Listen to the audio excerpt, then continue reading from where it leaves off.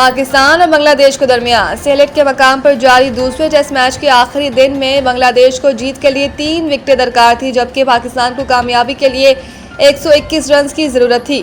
Test match के 5वें दिन पाकिस्तान टीम 438 रन के हदफ के ताक़ुब में 595 बनाकर आउट हो गई और इस तरह बांग्लादेश ने कौमी टीम को 78 रन से शिकस्त दी। बांग्लादेश टेस्ट टीम ने तारीख रकम करते हुए पाकिस्तान टीम को 2 टेस्ट मैचों की सीरीज में क्लीन स्वीप कर दिया। पाकिस्तान और बांग्लादेश के दरमियान सिलेट के मकाम पर जारी दूसरे टेस्ट मैच के आखिरी दिन का आगाज हो चुका है, जहां कौमी टीम के 7 विकेटों के नुकसान पर 316 रन बन चुके हैं। पाकिस्तान टीम की जानिब से मोहम्मद रिजवान 75 और साजिद खान 8 रन के साथ दिन का आगाज कर रहे हैं। बांग्लादेश को जीत के लिए 3 विकेटें दरकार हैं, जबकि पाकिस्तान को जीत के लिए 121 रन की जरूरत है। साजिद खान 28 रन बनाकर आउट हुए।